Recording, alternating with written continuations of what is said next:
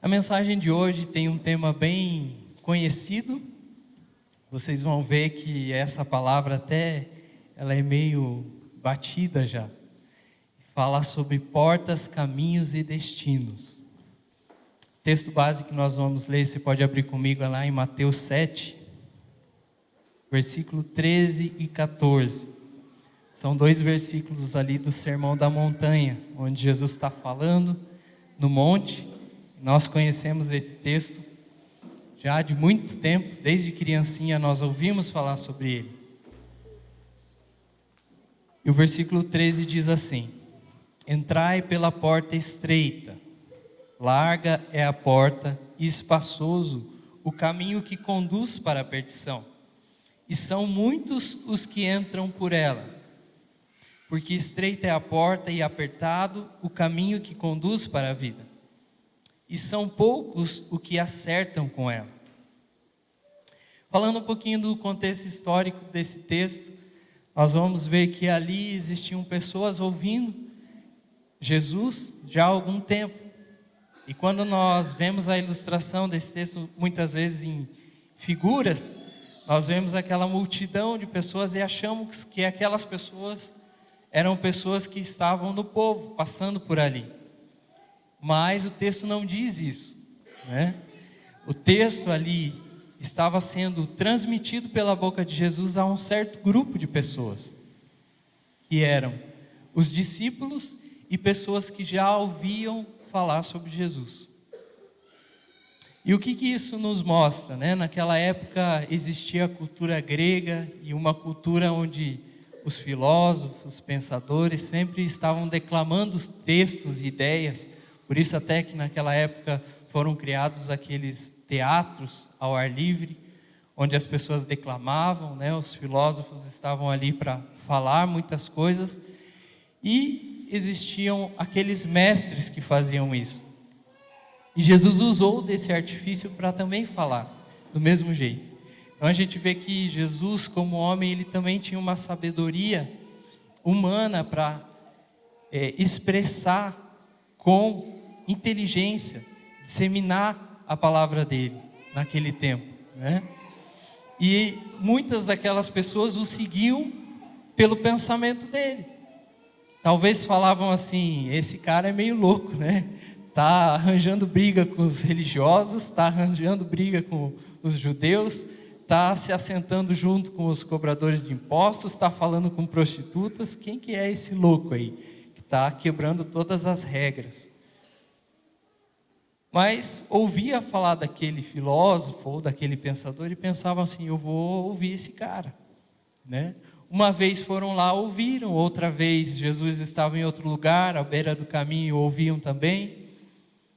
E aqui mais uma vez essa cena desse povo ouvindo a Jesus. Naquela época também existia a prática de uma linguagem poética, então as pessoas declamavam a palavra, e aqueles que eram os aprendizes, eles ficavam repetindo. Então isso no povo judeu, né? Depois vai estudar um pouquinho mais sobre isso. Aqueles que eram os aprendizes, eles ficavam recitando as palavras do seu mestre, e até uns para com os outros, para que eles pudessem meditar. Esse era o conceito de meditação na época. Então hoje talvez a gente perdeu esse costume, né, como cristão, que é aquela palavra que diz: medita dia e noite. E era isso que eles praticavam. Eles falavam uns aos outros a palavra, para que eles pudessem inculcar, né, ou ser inculcados, ou uma outra palavra, ser persuadidos pelaquela própria palavra que eles estavam lendo ou falando, né? E isso estava acontecendo ali. Então Jesus, ele estava usando essa linguagem sobre portas, sobre caminho. É uma linguagem que fala sobre um contexto de história, né? Ele não estava dizendo assim: olha, o caminho sou eu, né? Apesar de que outra hora ele estava dizendo que ele era o caminho, a verdade e a vida, mas ele estava dando uma representação de uma figura àquele grupo de pessoas. E quando Jesus traz essa mensagem àquele povo, que eram os discípulos e aqueles que estavam gostando de ouvir o que ele falava, ele demonstra como fica a vida e a condição do homem quando se coloca sobre o governo da graça de Deus. Quando eu e você, nós somos colocados na frente ou diante da graça de Deus, a graça de Deus nos revela a nossa condição. Mas mais para frente um pouquinho a gente vai falar sobre a nossa condição como homens. Mas Jesus estava querendo dizer para eles que o caráter deles teria que ser completamente diferente do que aquilo que já era praticado ali na época. E aquilo que era admirado pelo mundo.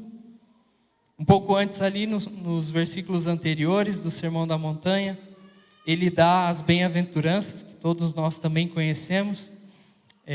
Bem-aventurados os que choram, bem-aventurados os pobres de alma, bem-aventurados que têm sido perseguidos. E Jesus certamente ele estava gerando um choque ali, porque a religião para o povo judeu era e é algo muito ligado à moral e ao caráter de um homem ou de uma mulher, no caso. A gente fala homem porque até na própria cultura deles a mulher era desprezada e as crianças também eram desconsideradas, né? Então sempre que a Bíblia fala homem, a gente pode caracterizar hoje como o ser humano. Mas naquela época eles desconsideravam as mulheres e as crianças. Mas existia uma ética ali dos escribas e fariseus, que eram aquele povo religioso, né, que estava ali também muitas vezes ouvindo. A palavra nos diz que existiam escribas e fariseus que já tinham ouvido falar sobre Jesus e que estavam sendo convertidos àquele evangelho do reino, né? E às vezes nós olhamos para essas pessoas até como um certo desprezo ou um certo preconceito. Em muitas passagens a gente ouve falar, os hipócritas, né? Fariseus hipócritas, os escribas e fariseus. Mas talvez se hoje nós fôssemos olhar para eles, nós levaríamos uma surra deles, né? Porque eram homens que tinham uma religiosidade latente, uma religiosidade forte, uma presença, né, com uma familiaridade com as coisas de Deus, apesar de serem religiosos. E Jesus ele veio dizer assim, não, eu não quero que vocês sejam religiosos como os escribas e fariseus, mas Jesus não estava desprezando totalmente aquilo. Ele estava dizendo que o quê? Vocês precisam ser mais do que eles. Vocês precisam ser diferente daquilo que é a igreja nominal, que é essa igreja que é chamada de povo de Israel ou povo do Senhor. Eu vim apresentar para vocês um evangelho que é mais do que isso. E ali naquele momento,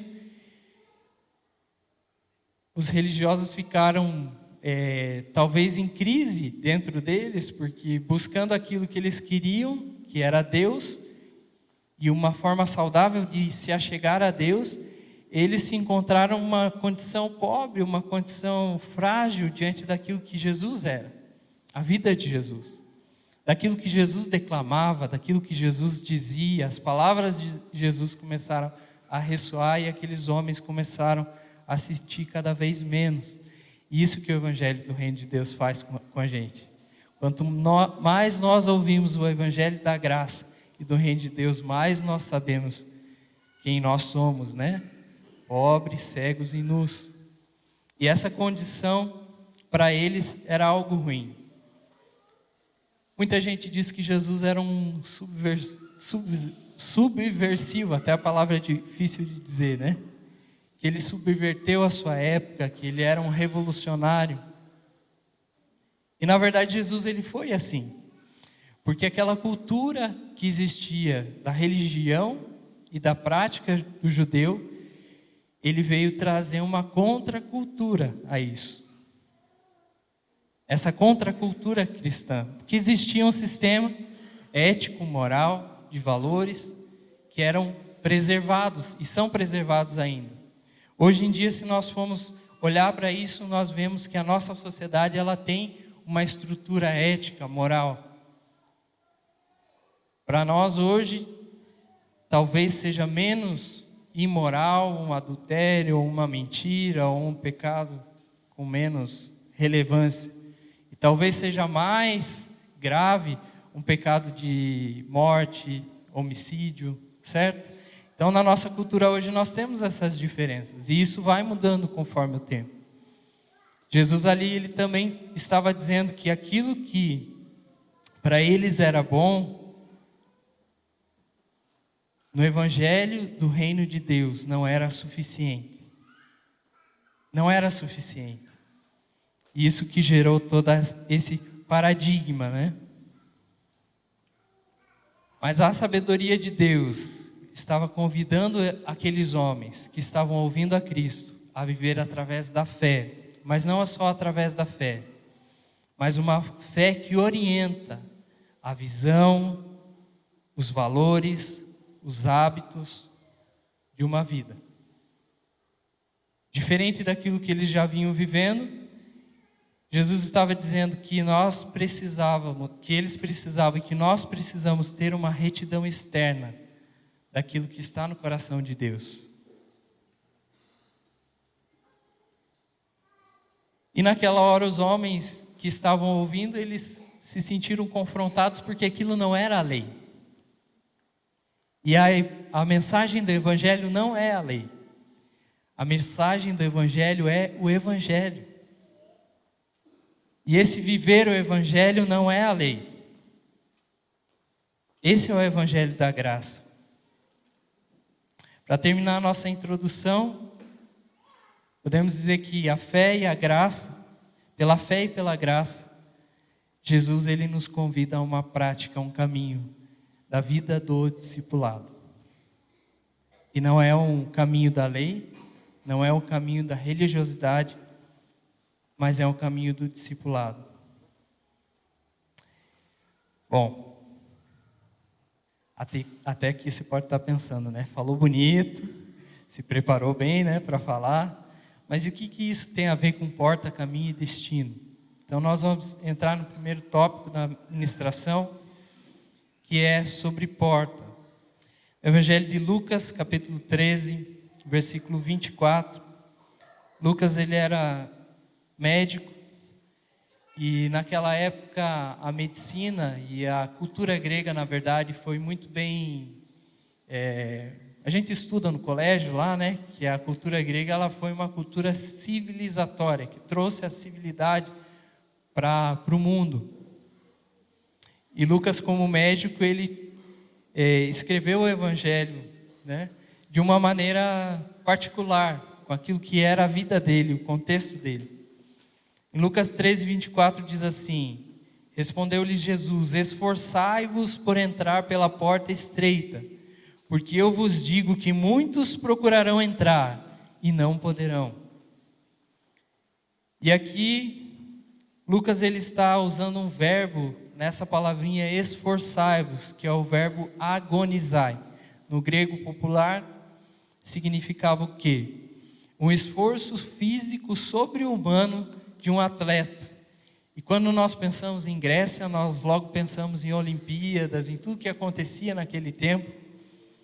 E aqueles homens que se esforçavam, porque eles tinham uma cultura hedonista de cultuar o próprio ser. Então as pessoas tinham aqueles amuletos e aqueles deuses que eram homens e que eram homens e deuses ao mesmo tempo, né? Tudo cultuando ao próprio ser. Mas o interessante dessa palavra é que para que nós entremos pela porta, que é Cristo, exige um esforço sobre-humano. Aí você pode pensar assim: poxa vida, mas está começando a complicar o negócio. Ele começou a falar da graça, do Evangelho do Reino, estava tudo certo. Quando a gente fala de graça, a gente pensa um cara com as mãos levantadas assim, né? Oh, aleluia, cantando. E isso é muito bom. Mas então, a gente precisa se esforçar para entrar por essa porta. E como um atleta que precisa de um condicionamento físico, da disciplina, de uma alimentação, talvez o atleta vai lá acordar às 6 da manhã, Aí ele vai comer uma alimentação preparada, né? Para depois ele treinar por mais 1, 2 horas para ele ter um condicionamento X. Depois ele vai ter mais um lanche preparado para isso, para ter melhor desempenho. Depois ele vai almoçar, depois ele vai passar o dia todo com um esforço que uma outra, tipo eu assim, né? Que acordo, faço tudo isso certinho, um atleta mesmo, né? Igual você, tudo fitness, rogar de saúde, já desde cedo, né? Começando e fazendo tudo certo, não come fritura, né? Corre lá uns 25 quilômetros por dia e depois volta para casa, vai trabalhar, disposto, né? Tem gente que acorda cedo, gente, irmãos. Eu não sei de onde que os caras tiram tanta, né, disposição. Acordam cedo, daí vão lá, pedalam, correm não sei quantos quilômetros, aí tomam banho e diz que vai trabalhar disposto. Não, isso aí não é para mim não. Mas amém, né? Tem gente que acredita nisso aí e vive assim. Mas Lucas, ele estava dizendo que nós precisamos nos esforçar como um atleta para entrar por essa porta.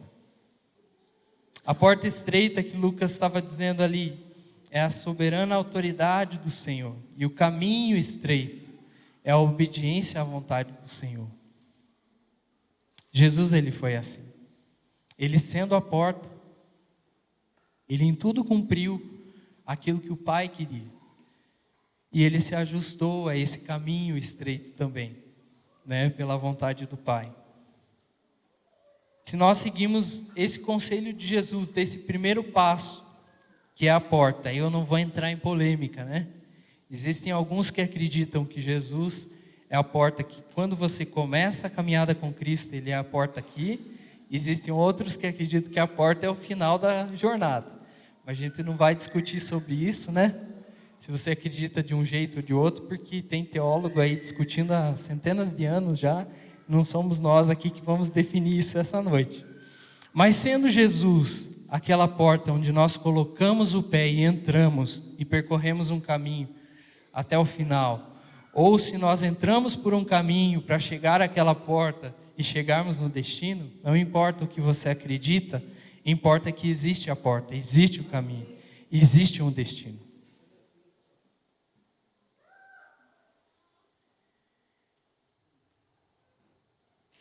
É claro que quando você se alinha a essa porta e você dá o primeiro passo, você vai ter que deixar algumas coisas para trás. A representação de uma porta ali, como aquela figura, tentei achar uma porta estreita, foi a mais estreita que eu consegui, mas com certeza tem algumas mais estreitas ainda por aí, né? Eu fiquei imaginando uma ilustração, eu chegando na minha casa, e a porta, quem conhece de construção aí, deve ter 1 metro, é isso? 1 metro e pouquinho, uma porta normal? O Maicon sabe na ponta da língua aí. 80? Nossa, é pouco então. E a do banheiro é um pouquinho menor, né?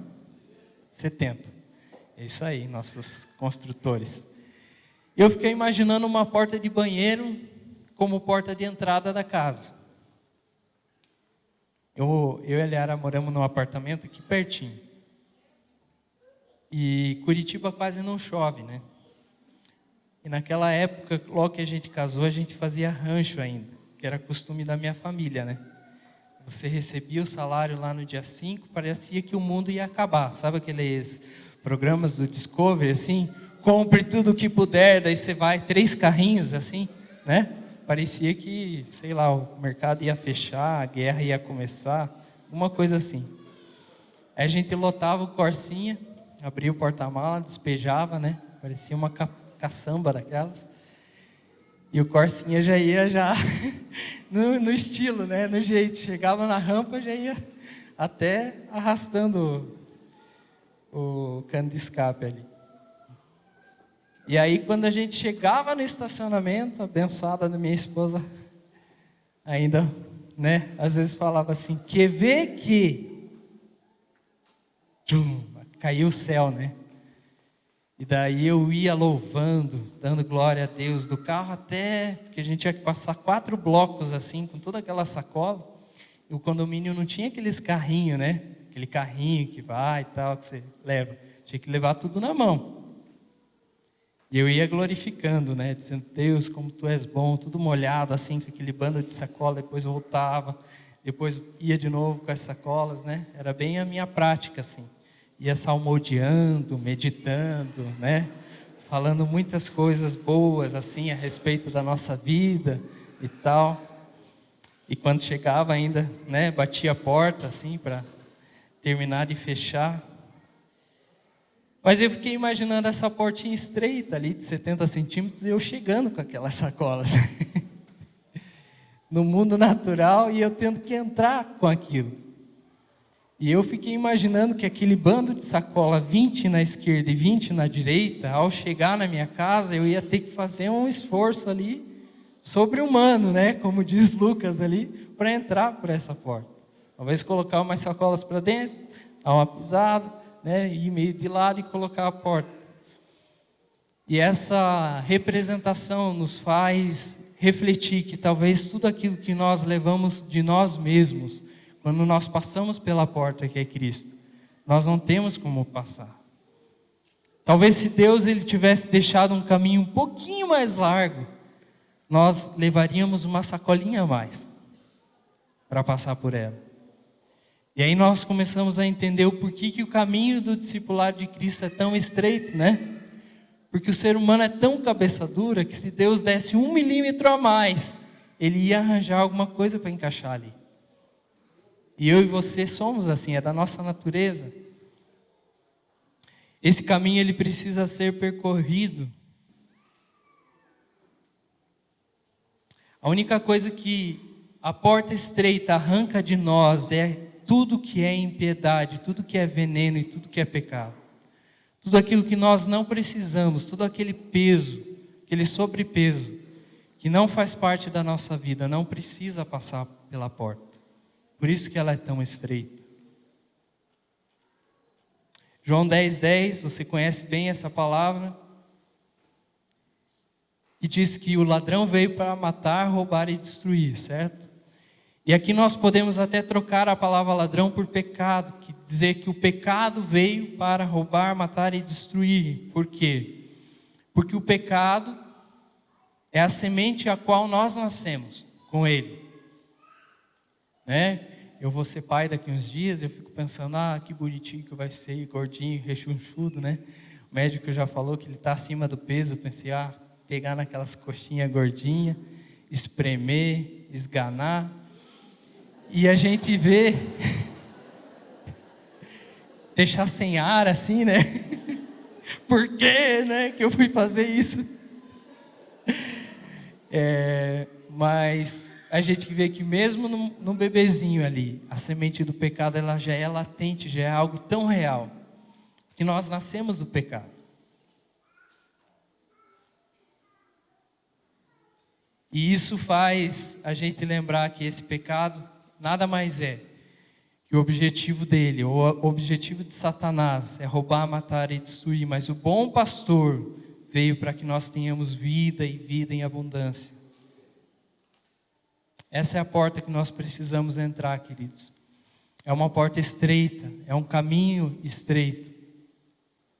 Falando já do segundo tópico, que é caminho, deixando a porta de lado, a porta do banheiro que virou porta principal. Lembre de deixar tudo aquilo que é de você mesmo para fora.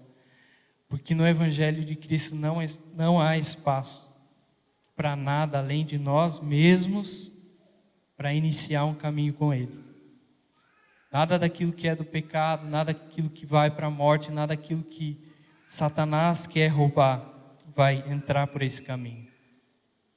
Isaías 35:8 fala assim, já falando sobre caminho, que é o nosso segundo ponto. Ali haverá um bom caminho, o caminho que será chamado o caminho santo. O imundo não passará por ele, pois será somente para o seu povo. Quem quer que por ele caminhe não errará, nem mesmo o louco. E aí quando nós falamos de caminho, é bem interessante a gente pensar sobre caminho, porque é um local onde você sai de um ponto e chega a outro, né? Esse é chamado caminho. E muitas vezes nós colocamos na nossa vida cristã uma tabela de pode e não pode.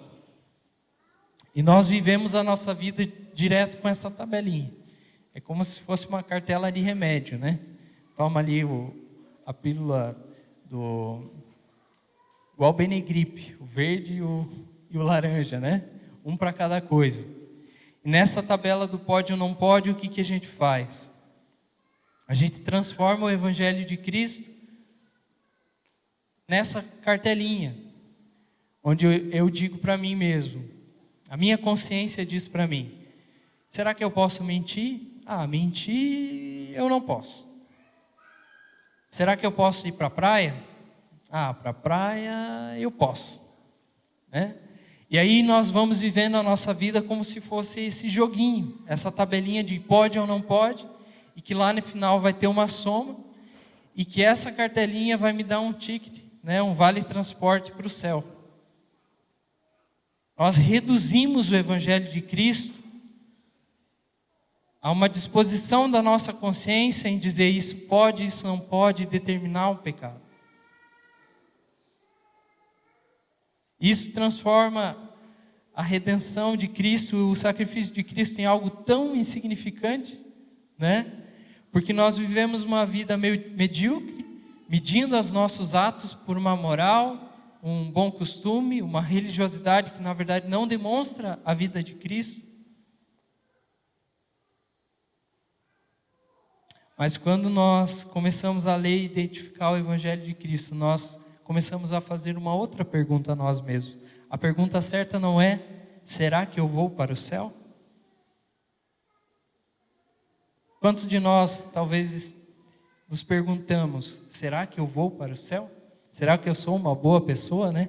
Quem já fez o teste aí, do Capacitando já sabe, né? Que está todo mundo lascado. Não tem ninguém que se salva, não. Mas a pergunta certa não é, será que eu vou para o céu? A pergunta que Cristo estava fazendo para aquelas pessoas é, que tipo de pessoa você é? Que tipo de pessoa você é?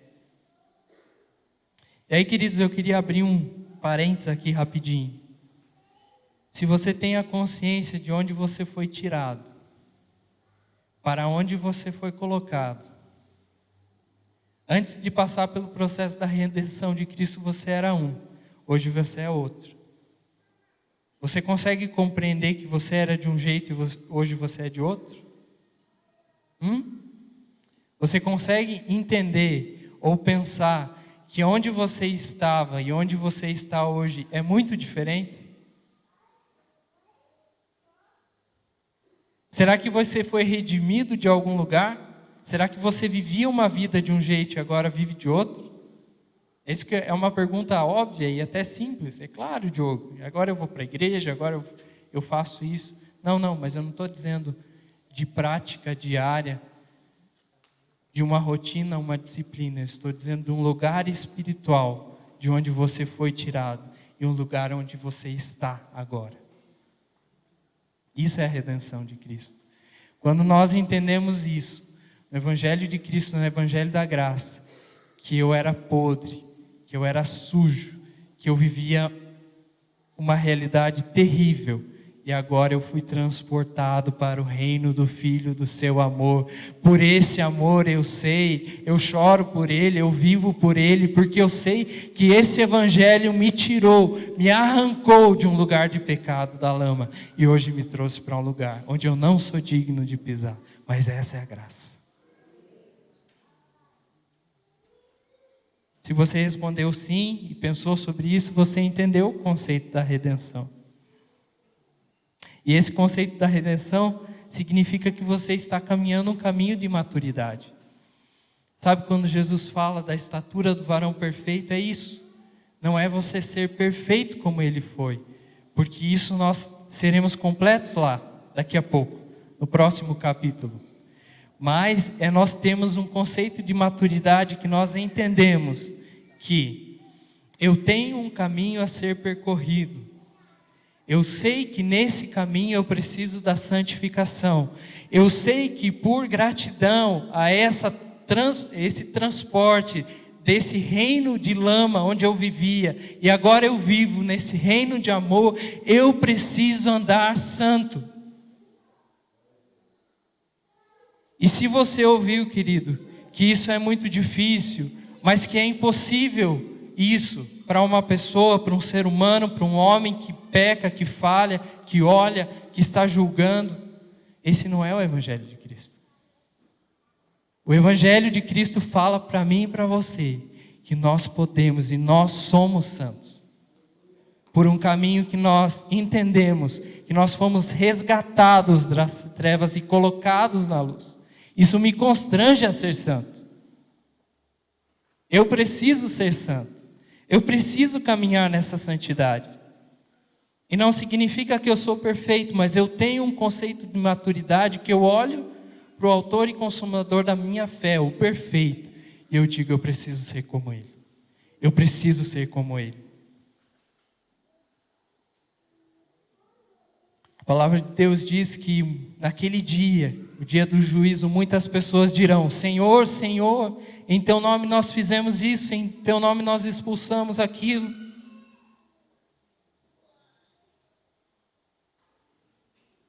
Deus vai dizer o quê? Eu não conheço vocês. Eu não conheço vocês. Porque talvez você entrou pela porta, mas você não andou um caminho.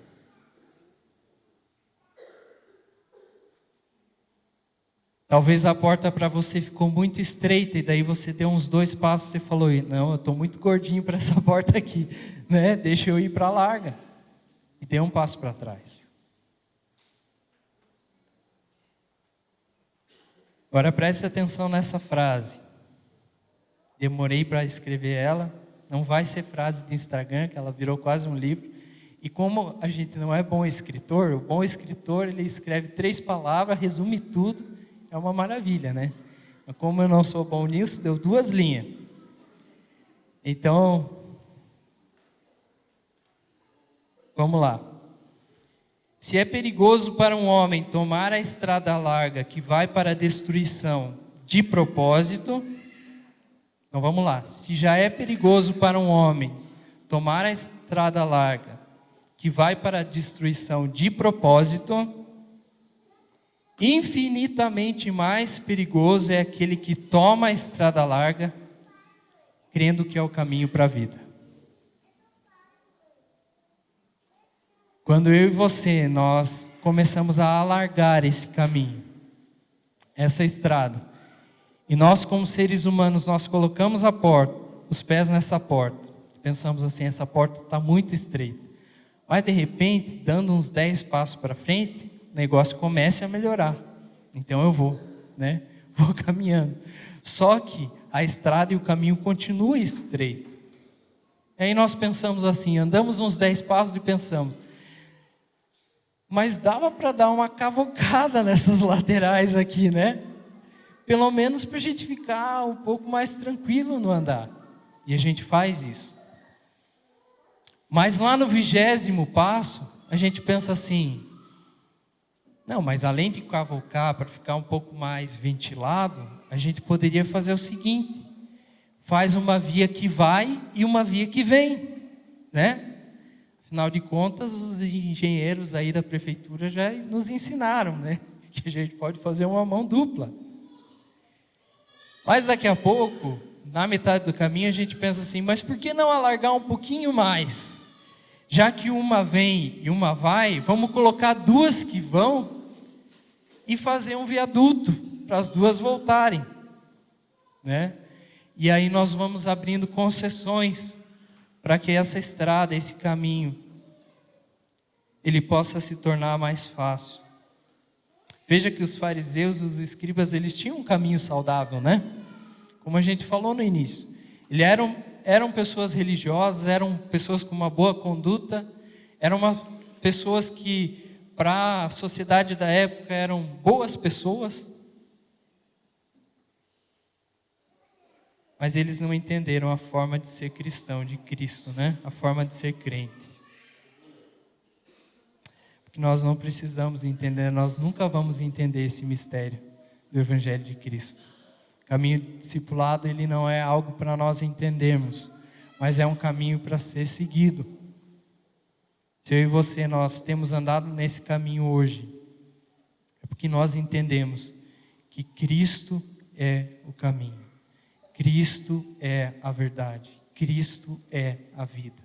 Não existe outro caminho além dele. Quando nós pensamos naquele resultado da tabela do pode e não pode, nós pensamos em céu e inferno, porque ninguém quer ir para o inferno. Todos nós queremos ir para o céu. Se você falar com qualquer tipo de pessoa, a pessoa não vai, em sã consciência, dizer que quer ir para o inferno. Ela quer ir para o céu. Mas céu não é um caminho, querido. Céu é um caminho, ele não é um lugar geográfico. O céu é um caminho. O céu é quando eu e você nos experimentamos como filhos de Deus. Nós aceitamos esse evangelho da graça, esse evangelho do reino de Deus, aí nós nos tornamos filhos. Quando nós entendemos que estamos nesse caminho, é quando nós sabemos que o caráter de Cristo, ele está nascendo em nós e crescendo em nós. Por isso é um caminho. Porque se fosse só uma porta de salvação, nós passaríamos por ela e nós continuaríamos vivendo do jeito que a gente iria querer. Iria viver uma vida totalmente depravada, totalmente fora do padrão de Cristo. Por isso que Jesus, ele nos convida a um caminho. Por isso que Jesus estava nos convidando e estava convidando aquelas pessoas a um caminho. E agora, quase indo para o final, nós vamos falar de destino. Porque ninguém anda por um caminho sem pensar num destino, não é mesmo? A não sei que seja louco, né? O cara sai por aí andando, tipo Forrest Gump, e vai caminhar, e não vai querer chegar a lugar nenhum, só contar a história. Só em Hollywood mesmo, né? Assim como os jovens, e aí como os jovens, aí eu falo de 0 a 99, né? Não sei qual que foi o mais experiente, que foi na trilha do Pão de Ló. Tá? Eu só vi, porque agora, né, pai e tal, não posso me arriscar tanto nesse tipo de exercício. Mas assim como esses que foram lá trilhar, você foi com aquela expectativa de estar caminhando ali e você pensando, será que tem água aqui? E vendo aqueles barulhos, daqui a pouco, né? Os sapos, não sei se... talvez na volta ouviram os sapos lá ou outras coisas cantando ali. Aquele barulhinho de mato, cheirinho bom, né? E você pensando assim, o que eu vou encontrar no final dessa trilha? O que eu vou encontrar no final desse destino, né? Nosso destino é o resultado da graça de Deus pelas nossas vidas, amém? Abra comigo lá em Tito 2, do 11 ao 14. Vai dizer assim: porquanto a graça de Deus se manifestou salvadora a todos os homens, educando-nos para que, renegadas a impiedade e as paixões mundanas, vivamos no presente século sensata, justa e piedosamente, aguardando a bendita esperança e a manifestação da glória do nosso Deus e Salvador Cristo Jesus, a qual a si mesmo se deu por nós, a fim de remir-nos de toda a iniquidade e purificar para si mesmo um povo exclusivamente seu, zeloso de boas obras. Olha o que a graça fez, né? Tem aquela música, olha o que a graça fez, é isso aqui que a graça fez. A graça me ensinou, me educou, que eu renegando o meu pecado, que eu renegando a imundícia do mundo que eu vivia, eu agora vivo nesse momento, no agora, no hoje, de maneira sensata, justa, piedosa, moral, ética. Tudo isso aguardando a bendita esperança e a manifestação da glória do nosso grande Deus e Salvador Cristo Jesus. Não é o caminho que eu entrei nessa porta estreita e eu me achei digno, porque eu me alinhei a Ele, e eu vou caminhando por esse caminho estreito, e lá no final as pessoas vão dizer: grande Diogo, esse era o cara, porque olha o que ele fez. Não, querido. Quando nós chegarmos lá, nós vamos chegar e dizer: a glória é dele, a honra é dele, é tudo para ele. É isso que a graça faz conosco. É por isso que nós entramos pela porta estreita. É por isso que nós nos sacrificamos a caminhar um caminho estreito. Porque quando nós chegarmos lá, nós vamos dizer: glorioso é o nome daquele que me salvou.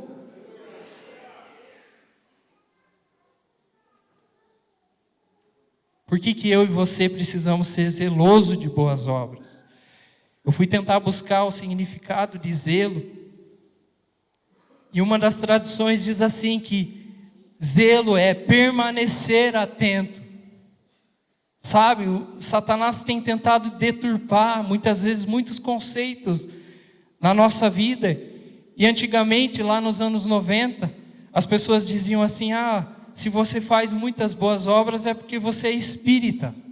Os espíritas são conhecidos em fazer boas ações. E na minha família, tinha uma parte da minha família, tenho ainda do meu pai que é espírita, parte da família da minha mãe que é cristã. E às vezes eu ouvi em casa mesmo as pessoas dizendo assim: não, isso aí não vale de nada, porque os espíritas creem assim, que são salvos pelas obras. E muitas vezes nós dizíamos essas bobagens, e nós sabemos que nós não somos salvos pelas boas obras. Mas nós precisamos permanecer atentos às boas obras. O que adianta eu e você entrar por esse caminho, se nós não demonstramos boas obras a Cristo? Permanecer atento às boas obras, o zelo, um povo que Ele escolheu para si mesmo, que Ele vai trazer de volta à casa do Pai, um povo purificado, um povo santo, zeloso de boas obras. Amém? Você faz parte desse povo. Eu faço parte desse povo. Romanos 6, 1 e 4. E diremos, pois, permaneceremos no pecado para que seja graça mais abundante? Não, de modo nenhum. Como viveremos ainda no pecado, nós, os que para ele morremos? Ou porventura ignorais que todos nós fomos batizados em Cristo, fomos batizados na sua morte, fomos, pois, sepultados com ele na morte pelo batismo, e para que, como Cristo fosse ressuscitado dentre os mortos pela glória do Pai, assim também andemos nós em novidade de vida. Aquele lugar onde você foi arrancado, e esse lugar novo onde você está hoje, demonstra que você precisa andar em novidade de vida, você precisa trilhar um caminho de vida, você precisa andar no caminho de Cristo. Você e eu somos Cristo, hoje, a vida dele. Muitas coisas na nossa vida nós não escolhemos, por exemplo, nascer no lugar onde nós nascemos. Tem gente que queria ter nascido lá na Europa, nos Estados Unidos, Tá tranquilo lá. Talvez a educação que você teve. Seus pais talvez não tiveram todo o recurso para te dar a melhor educação, ou a melhor formação. Os amigos de infância que você teve, porque naquela idade você não se mandava, Pelo menos na época mais antiga, mãe e pai olhavam do jeito que você já sabia, não vou andar com esse aqui, senão depois o laço come. Quando nós entramos no destino que o caminho de discipulado de Jesus nos traz, nós temos a responsabilidade, essa é a diferença. Quando uma criança ela começa a caminhar, baseada naquilo que o pai e a mãe determinam, ela ainda não tem consciência da responsabilidade dela, certo? Uma criança, ela precisa ser conduzida naquilo que o pai e a mãe determinam. Agora, quando eu e você, nós colocamos o pé nessa porta que é Cristo, a partir daquele momento nós temos a responsabilidade de tudo aquilo que nós fazemos. E nós não somos mais crianças, né? Então a responsabilidade é nossa, querido. João 8,31 diz assim: dizia, pois, Jesus aos judeus que creram nele: se vós permanecerdes na minha palavra, verdadeiramente sois meus discípulos. E a palavra de Cristo é a verdade. Essa metanoia, essa mudança de mente que nós temos que ter todos os dias, nós voltarmos a essa meditação. Talvez nós tenhamos que ser como os judeus mesmo. Tenhamos que ter essa prática de um falar ao outro para meditar a palavra e dizer, né, para o Fernando, dizer para o outro ali: olha, Deus está falando isso, ou simplesmente olhar a palavra de Deus e começar a declamar um para o outro, para que nós não percamos o fio da meada, não esqueçamos o evangelho ao qual nós decidimos naquela hora da porta. A responsabilidade estava sobre nós, está sobre nós, e uns aos outros nós podemos fazer isso.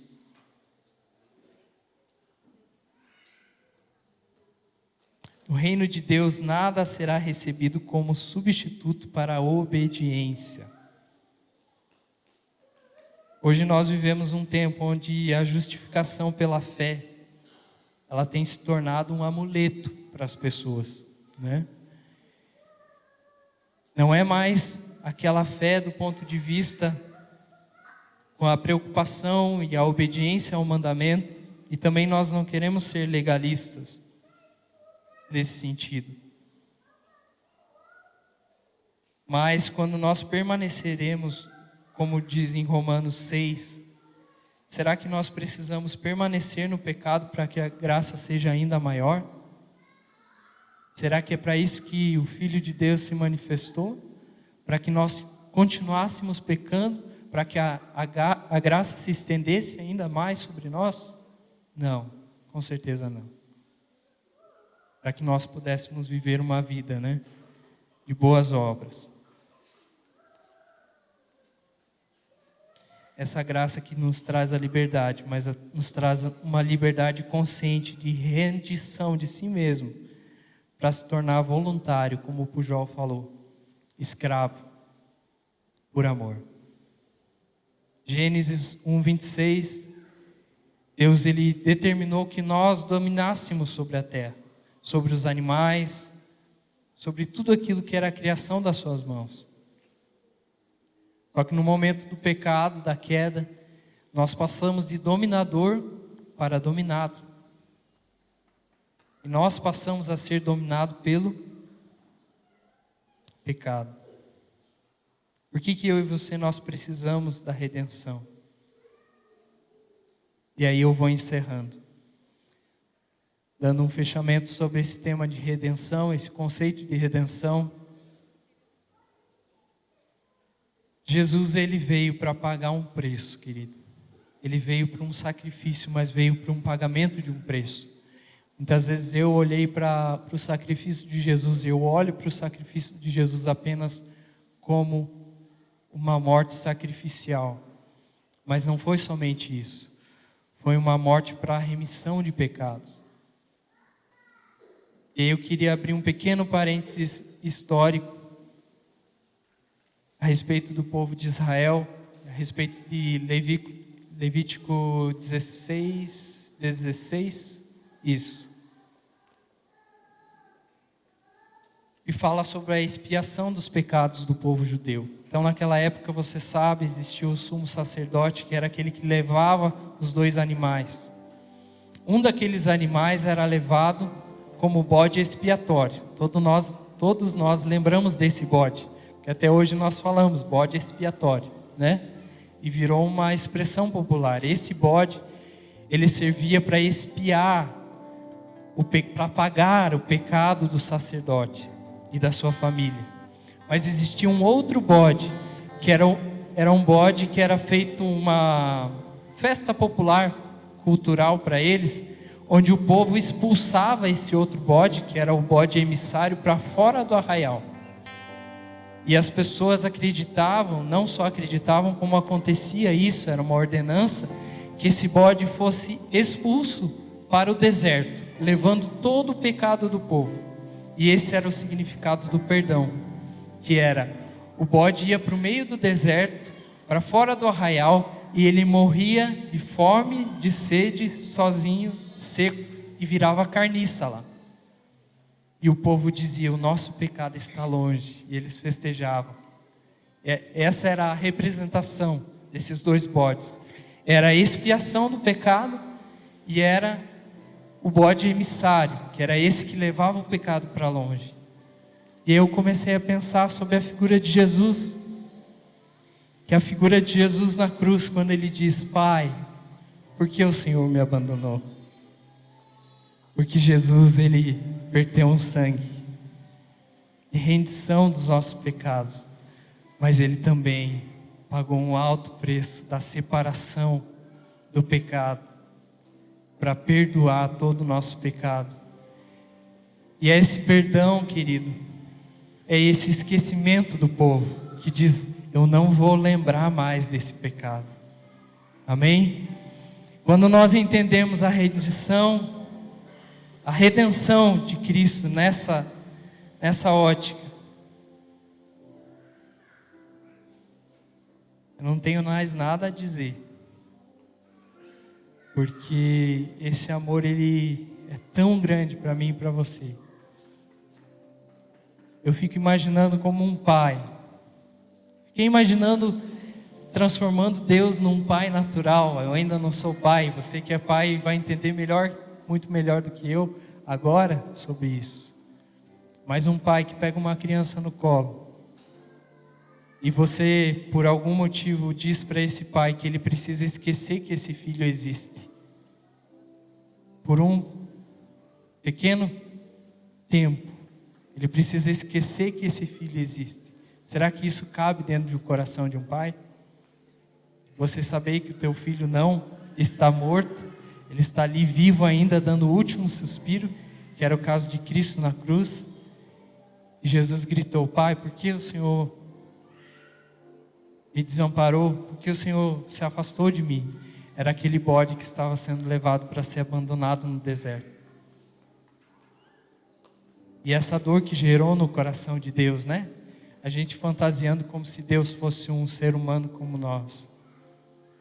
Querido, eu não sei em qual situação você se encontra nessa noite. O que eu sei é, talvez você se ache indigno de passar ou de dar o primeiro passo nessa porta. E eu tenho uma notícia para te dizer, você não é digno mesmo. Mas talvez você, e nem eu sou digno, mas talvez você tenha um pensamento de dizer assim, talvez eu dei esse primeiro passo dessa porta, mas esse caminho é muito difícil. Eu tenho uma outra notícia para te dizer, é possível trilhar esse caminho. Esse caminho é Cristo. E talvez você já está achando que está quase no final desse caminho, achando um destino. E eu quero dizer para você o seguinte, talvez o destino que você está procurando não seja o destino da porta estreita. Porque tudo que nós acharmos nele, né, a palavra de Deus diz que aquele que procura a sua própria vida vai perder, né? E aquele que perde a vida por ele, a encontrará. Esse caminho, esse destino é a glória do Senhor. É o caminho do discipulado, é o caminho da redenção.